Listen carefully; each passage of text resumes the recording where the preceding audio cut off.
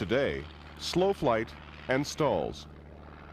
In this tape, slow flight is defined as the range of airspeeds between the maximum endurance speed for an aircraft and the point just above its stalling speed for existing flight conditions. A stall is when the aircraft has reached a point where there isn't enough lift to keep it aloft. We teach slow flight for 3 reasons. 1, so you can master the proper flight technique to allow you precise control of the aircraft while flying in this speed range.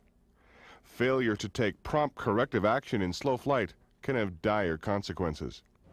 2, so you will recognize when you are getting close to the slow flight range to allow you to avoid inadvertent entry into this mode. And 3, to develop your coordination and give you confidence in handling the aircraft.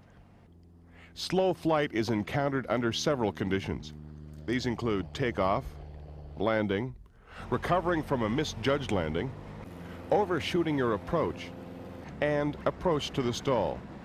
You would not fly in the slow speed mode while waiting for weather to clear, inspecting a potential landing area, or searching for ground fixes. This is because flying in this mode requires the full attention of the pilot.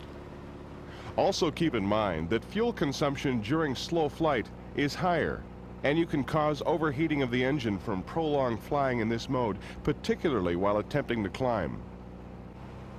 It cannot be stressed enough that you must be aware of the effective controls at the bottom range of slow flight, especially altitude, airspeed, and yaw. Now, let's get you into the slow flight speed range. First, the aircraft may be in straight and level flight for maximum endurance. Now, bring the nose up, beyond the nose-up limits for maximum endurance. Note the airspeed decreases because of the increased drag. There is also a loss of height. To compensate for the loss of height and maintain altitude, increase the power. You now have the aircraft in the slow flight range. Some precautions before we go into the effects of slow flight on the aircraft. Slow flight should be practiced in straight and level flight, descending, level turns, and descending turns. When maneuvering close to the ground during gusty wind conditions, exercise extreme caution and adjust the airspeed indicator upwards to allow for the gust factor. Also, remember slow climbs should be of short duration so as not to overheat the engine during this maneuver. The physical sensations in slow flight, particularly a strong wind, can result in a critical situation at a low altitude. This means you must keep a close eye on the flight instruments to achieve balanced flight and maintain a safe airspeed. Flying in the slow flight speed range does not necessarily imply serious control difficulties or hazardous conditions, but any errors of basic flying technique will be exaggerated. We cannot stress enough the need for proper technique and precise control of the aircraft in this speed range. Let's look at how the aircraft handles in this range. First, the relationship between power and attitude. During slow flight, a controlled decrease in airspeed without a change in power setting results in a drop in height. To maintain a constant altitude, you will have to increase the power. Conversely, a controlled increase in airspeed without a change in power setting will result in a decrease in the induced drag, raising your altitude. Therefore, power must be reduced to maintain a constant altitude at higher airspeeds. There will be a slight drop in altitude during transition speeds. When flying at slow speed, note the flight controls do not respond as effectively as at normal operating airspeeds. Remember, as the airspeed decreases, the effectiveness of the controls decreases disproportionately. The closer you get to stalling speed, the greater the loss of control. As well, the closer you get to stalling speed, the less stable the aircraft. Why does this happen? Look at the decreased velocity of the airflow over the wing and the increased effect of aileron drag. Combine this with slipstream and asymmetric propeller thrust, and there is an increased tendency for the aircraft to yaw. To maintain direction, you will have to use the rudder.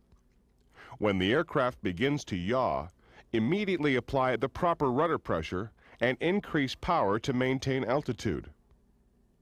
As your speed drops further, more power is required to maintain your rate of descent. When the nose pitches down with full power applied, you have dropped below the minimum controllable airspeed. The aircraft has now entered a stalled flight condition. As you approach stalling speed, air density, aircraft weight, and drag from the flaps and undercarriage may make it impossible to maintain altitude. Let's stop now for a quick review. You are in the slow flight configuration, maintaining your heading and altitude. What do you do to maintain altitude if you notice the airspeed is decreasing? What do you do to maintain altitude if you notice the airspeed is decreasing? If you answered adjust the attitude, you are correct. Question 2. In the slow flight configuration, why is a higher power setting required than for endurance? Why is a higher power setting required than for endurance? You need the higher power to counter the loss of height due to the increased drag. Remember, in slow flight, the nose is raised beyond the limits for maximum endurance, creating more drag, resulting in a loss of height. Question 3. When slow flying, why should you keep a close eye on engine temperatures and pressures? Why should you keep a close eye on engine temperatures and pressures? The engine works harder during slow flight and may overheat during prolonged flight in this mode, particularly during climbing. As well, reduced airflow through the engine retards its cooling. That completes our review of this section. Perhaps the most important point to remember in this lesson is inadvertent entry into slow flight is an almost certain indication you are approaching a stall. Before going over how to recover from a stall, let's look at why a wing can no longer provide enough lift to keep the aircraft aloft.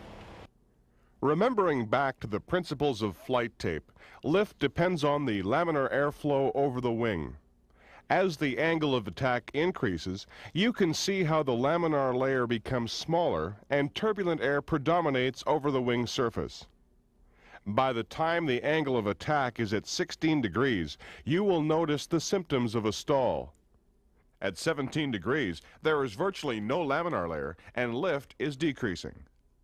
It is also important to remember the angle of attack, unlike the angle of incidence, is a relative factor. Again, to review, the angle of attack is the angle between the wing chord and the relative airflow. And relative airflow is always parallel with and opposite to the flight path of the aircraft. And since the flight path direction is not always the same as the pitch attitude, an aircraft may stall in level flight if a high angle of attack is described. Given this, you can see that you cannot rely solely on the attitude of an aircraft to indicate the possibility of a stall. Remember, an aircraft can stall in practically any attitude and any airspeed. What about the term stalling speed? Flight manuals list stalling speeds for specific aircraft in various situations. But keep in mind, the stalling speed may be affected by the following factors. An aircraft that is clean and well maintained will have better stalling characteristics than one in poor condition. Balance and weight can alter stalling characteristics. Power lowers the stall speed because of the additional upward thrust. Increasing the angle of bank increases the stall speed. Extending the flap increases the camber of the wing, thereby lowering the stall speed. Abruptly changing the pitch of an aircraft can raise the stalling speed. Extending the landing gear, which increases drag, can also have a slight effect on stalling speed. But regardless of these factors and stalling speed, any aircraft will stall when the wings reach a critical angle of attack. For most planes, it is 17 degrees. Before we get into how to recover from a stall, let's review the symptoms of an approaching stall. First and foremost is a decreased response of the controls, especially the elevator and ailerons. There is a loss of height, despite attempts to maintain altitude with the elevator. You will hear and feel the beating of the turbulent air on the aircraft. Most aircraft have warning devices which are activated prior to the stall. To avoid a stall, use the elevator control to reduce the angle of attack. You should use a relatively small but quick forward movement of the control, which will lower the nose. This will reduce the angle of attack and stability will return. You may also use additional power to reduce the angle of attack without changing the pitch attitude. Now, intentional stalls. Before you practice stalls, there are a few safety precautions to take. First, the cockpit check. Make sure the carburetor heat is adequate. Seat belts are fastened, windows shut, and loose articles are secured. Look outside the aircraft and at the ground below. You should practice stalls only over unpopulated areas and at high enough altitude. Keep in mind the objective of practice stalls. This exercise is to teach you how to recognize an approaching stall condition and take corrective action, not how to stall an aircraft. There are several types of stalls. They are the power off stall, power on stall, acceleration stalls, high-speed stalls, secondary stalls, and stalls during turns and takeoff. A power-off stall is generally entered from straight and level flight. First, close the throttle smoothly and keep the plane level by pulling back on the control column. As the airspeed decreases, you will enter the slow flight range. You will notice a diminishing response from the controls. Now, raise the nose as you would in a normal climb, and the aircraft will stall. Use the rudder control to keep the plane straight. How do you exit the stall condition? Remember the basic rules. Reduce the angle of attack and use the flight and power controls to correct the flight attitude. First, as soon as you notice the stall condition, lower the nose. This reduces the angle of attack. In most cases, you should only have to push the control column forward to about the neutral position. Pushing it too far forward may put a reverse load on the wings and slow the recovery. Second, increase the power, but do not slam open the throttle, as this may cause the engine to sputter and you will lose power when you need it the most. As soon as you've recovered from the stall and regained cruise attitude, set the power to normal. Recovery from a stall should involve as little drop in altitude as possible. Use the rudders to control direction and level the wings with the ailerons. One point to consider when practicing stalls: don't raise the nose too far above the horizon to get the aircraft to stall. Using less pitch will give you a more realistic feel of what an accidental stall will look and feel like. In practicing stalls from descending turns, be sure to continue the turn at a constant rate until the stall occurs. Then use the standard procedure and recover straight ahead with the least loss of altitude. Failure to enter the stall properly could cause a wing to suddenly drop. If this should happen, use the same recovery procedure, returning the aircraft to straight and level flight using coordinated flight control. Power-on stalls are very similar to stalls entered without power, although there are some differences in maneuvers. You'll notice the pitching of the aircraft is more steep and rapid, and the plane is more difficult to control. There is also the possibility for one wing to drop at the same time as the nose pitches down. The elevators and rudder are more effective in a power-on stall because of propeller slipstream. But the ailerons are less effective, and torque makes it more difficult to control a power-on stall. To enter the power-on stall, smoothly bring the nose up to an attitude that is impossible for the aircraft to maintain. Hold it there until the stall occurs. Recovery is made in the same manner as before. lower the nose and increase power. But because you are already at cruising or climbing power, the power increase will only be slight. An acceleration stall occurs at higher airspeeds during sudden turns, pull-ups, or abrupt changes in flight path. High-speed stalls can be induced by pulling back abruptly on the control column at any speed the aircraft is capable of doing. This maneuver is not recommended because of the structural damage that may be done to the aircraft. A high-speed stall may also occur in a steep turn when the angle of bank is greater than 60 degrees. Turbulence can also cause an increase in stalling speed. Here, an upward gust can cause an abrupt change in the relative airflow, resulting in a sudden increase in the angle of attack. You'll note that aircraft flight manuals list what is known as the maneuvering speed. This is the maximum speed at which flight controls may be fully deflected without causing structural damage. We've already covered a stall in a descending turn in which the inside wing drops lower. But in a stall during a climbing turn, it is the outside wing that will dip because of less lift. This is because the outside wing meets the relative airflow at a steeper angle in an outward spiral. One other type of stall we will cover in this tape is the departure stall. This occurs during takeoff. As the aircraft is rotated to achieve a greater angle of attack, it is in a critical condition of flight for a short period of time. If the nose is too high after rotation, a stall may result.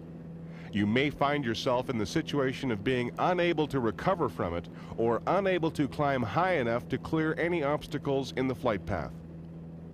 To avoid this problem, be sure to establish the correct nose-up attitude for a climb after liftoff. Another critical departure procedure is the pull-up following a missed approach.